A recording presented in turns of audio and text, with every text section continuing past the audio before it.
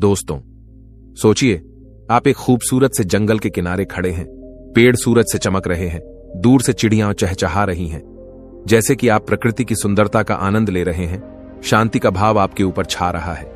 आप अपनी आंखें बंद कर लेते हैं और ताजी हवा में सांस लेते हैं। हवा का एक झोंका महसूस करते हैं। लेकिन फिर आप अपनी आंखें खोलते हैं और हकीकत सामने आ जाती है। आप अपनी रोजमर्रा की जिंदगी में वापस आ जाते हैं, तनाव और चिंताओं से घिरे हुए। खुशी का भाव जल्दी ही फीका पड़ जाता है। उसकी जगह जंगल में उस पल की लालसा ले लेती है। हम सभी खुशी की इस लालसा, इस एहसास को महसूस करते हैं कि यह हमारे हाथ से दूर है। हमें लगता है कि अगर हमें बस वह नई नौकरी, वह नया घर या वह नया रिश्ता मिल जाए तो हम आखिरकार खुश हो जाएंगे। लेकिन क्या होगा अगर मैं आपको बता दूं कि खुशी कोई ऐसी चीज नहीं है जो आपको मिलती है, बल्कि यह कुछ ऐसी चीज है जिसे आप खुद बनाते हैं। इस वीडियो में हम एक कहानी के माध्यम से यह सीखेंगे कि कैसे हम खुशी की राह देखना बंद करें और हर पल में उसे ढूंढना शुरू करें। हम सीखेंगे कि कैसे सकारात्मक सोच पैदा करें, जिंदगी की छोटी छोटी चीजों की सराहना करें और रोजमर्रा की गतिविधियों में खुशी पाएं। एक बार की बात है, एक छोटे से गांव में अर्जुन नाम का एक युवक रहता था। उसकी आंखों में हमेशा सपनों की एक चमक रहती थी।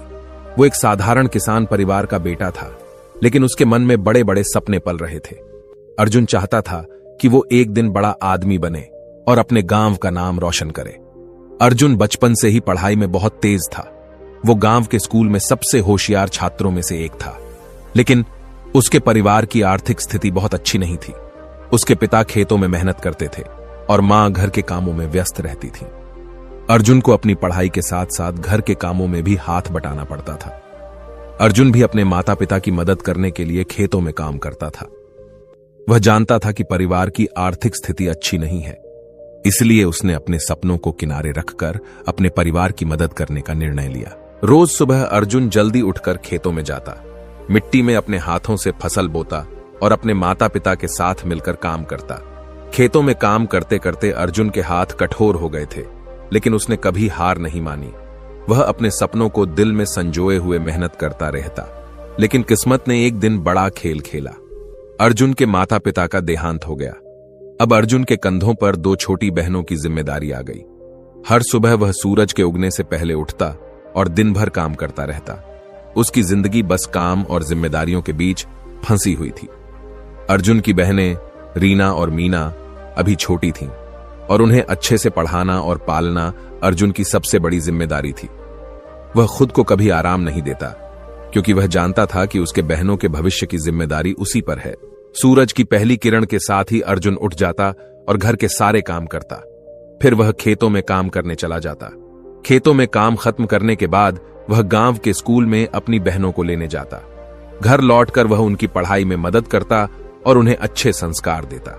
अर्जुन का जीवन केवल काम और जिम्मेदारियों में बंधा हुआ था।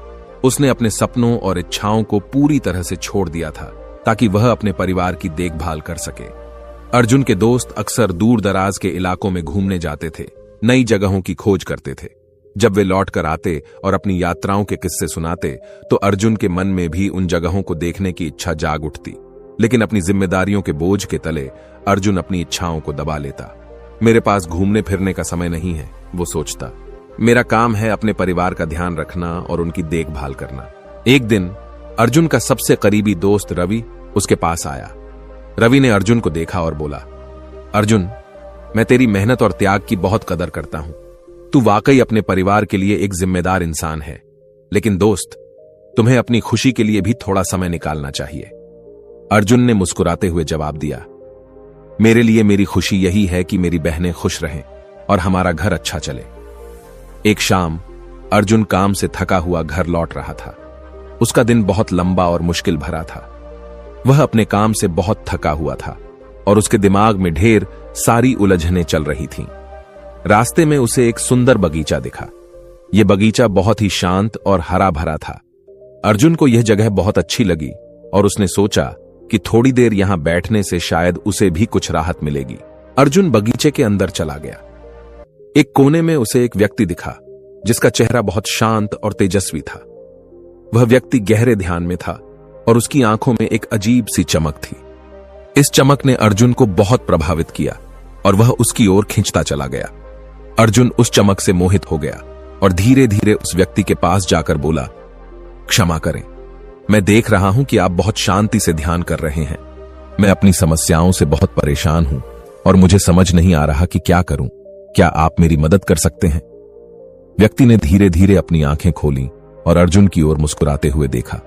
उन्होंने कहा, मैं बौद्ध भिक्षु हूं, तुम्हारी क्या समस्या है पुत्र? अर्जुन ने अपने दिल का बोझ हल्का करते हुए कहा, मैं जिम्मेदारियों के बोझ तले दब गया हूं। मेरे माता पिता के निधन के बाद सारी जिम्मेदारियां मुझ पर आ गई हैं। मुझे हर दिन कई काम करने पड़ते हैं और अपने लिए समय नहीं निकाल पा रहा हूं। इससे मेरी मानसिक स्थिति भी खराब होती जा रही है। मैं हमेशा चिंतित और परेशान रहता हूं। मुझे नहीं पता कि क्या करूं।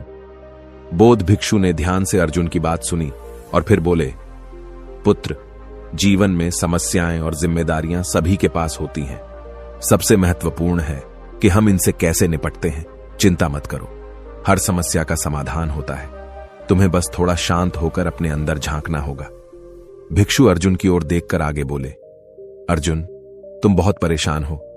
तुम्हारे सवालों का जवाब तुम्हें मिलेगा, लेकिन इसके लिए तुम्हें थोड़ा धैर्य रखना होगा। कल सुबह सूरज उगने से पहले तुम मुझसे नदी के किनारे आकर मिलो। वहां मैं तुम्हें तुम्हारी समस्याओं का समाधान दूंगा। अर्जुन ने भिक्षु की बात सुनी। वह जानता था कि बौद्ध भिक्षु के पास उसके सवालों के जवाब जरूर होंगे। वह रात भर सो नहीं सका क्योंकि उसे अगली सुबह का बेसब्री से इंतजार था। अगली सुबह सूरज की पहली किरणें जब धरती पर पड़ी, अर्जुन उठ गया। वह जल्दी से तैयार हुआ और नदी के किनारे चल दिया। रास्ते में उसे तरह तरह के विचार आ रहे थे। उसे लगा शायद भिक्षु उसे कोई विशेष मंत्र सिखाएंगे या ध्यान की कोई विधि बताएंगे। जब अर्जुन नदी के किनारे पहुंचा तो उसने देखा कि बौद्ध भिक्षु पहले से ही वहां बैठे हुए थे। बौद्ध भिक्षु नदी की ओर देख रहे थे, जैसे वे प्रकृति की सुंदरता में खो गए हों। अर्जुन भिक्षु के पास गया और झुककर नमस्कार किया। भिक्षु ने मुस्कुराकर कहा, अर्जुन, तुम्हारी समस्याओं का समाधान बहुत ही सरल है, पर इससे पहले हमें इस नदी के उस पार पहुंचना होगा। अर्जुन ने नदी की देखा। नदी बहुत विशाल थी। नदी का पानी तेज गति से बह रहा था। अर्जुन डर गए और बौद्ध भिक्षु से पूछा, भिक्षु जी, हम इस नदी को कैसे पार करेंगे? बौद्ध भिक्षु मुस्कुराए और बोले, अर्जुन, चिंता मत करो, हम इस नदी को अवश्य पार करेंगे। यह सुनकर अर्जुन को थोड़ी राहत मिली, लेकिन उसके मन में अभी भी संदेह था। बौद्ध भिक्षु ने आगे कहा, लेकिन हम इस नदी को पैदल पार करेंगे। अर्जुन हैरान रह गए और बोला, लेकिन भिक्षु जी, पैदल पार कैसे करेंगे? बौद्ध भिक्षु ने धीरे से कहा, अर्जुन, धैर्य रखो। जब इस नदी का सारा पानी सूख जाएगा और नदी का तल दिखाई देने लगेगा, तब हम इस नदी को पार करेंगे। यह सुनकर अर्जुन के चेहरे पर आश्चर्य के भाव आ गए। उसे अपने कानों पर विश्वास ही नहीं हुआ। अर्जुन ने कहा, भिक्षु जी, आप क्या कह रहे हैं? यह तो असंभव है। इतनी बड़ी नदी का पानी भला कैसे सूख सकता है? हम अगर इस विशाल नदी के सूखने का इंतजार करेंगे तो हमेशा के लिए हम इंतजार ही करते रहेंगे। ऐसा कभी नहीं होगा। हम भले ही बूढ़े हो जाएं, फिर भी यह कभी नहीं होगा। हमें इस विशाल नदी के सूखने का इंतजार नहीं करना चाहिए। बौद्ध भिक्षु ने उसके आश्चर्यपूर्ण चेहरे को देखा और प्यार से कहा, अर्जुन, तुम्हारी बात सही है। यह नदी अत्यंत विशाल है और इसका पानी कभी नहीं सूख सकता। मैं तुम्हें यही बात सिखाना चाहता हूं। तुम भी सोच रहे हो कि जब सभी काम खत्म होंगे तब तुम्हारा जीवन बेहतर होगा, पर वास्तव में जिम्मेदारियां कभी खत्म नहीं होती, वैसे ही जैसे यह नदी कभी पूरी तरह सूख नहीं सकती। अर्जुन को अब महसूस हुआ कि जिंदगी हमेशा व्यस्त रहेगी। उसने सोचा, मैं हमेशा सोचता हूं कि जब मेरे सारे काम खत्म हो जाएंगे तब मैं आराम करूंगा, लेकिन ऐसा कभी नहीं होगा। हर दिन कुछ न कुछ नया काम सामने आ जाता है। अगर मैं इसी इंतजार में रहूंगा कि काम खत्म हो जाए तो मैं कभी खुश नहीं रह पाऊंगा। अर्जुन ने बौद्ध भिक्षु से कहा, भिक्षु जी, आपने मेरी आंखें खोल दी। अब मैं समझ गया हूं कि मुझे अपने जीवन का आनंद अभी और यहीं लेना होगा। जिम्मेदारियों के होते हुए भी मुझे खुश रहना सीखना होगा। अर्जुन ने बौद्ध भिक्षु से पूछा, लेकिन भिक्षु जी, यह कैसे संभव है? मैं अपनी सभी जिम्मेदारियों के बीच से ही अपने लिए समय कैसे निकालूं?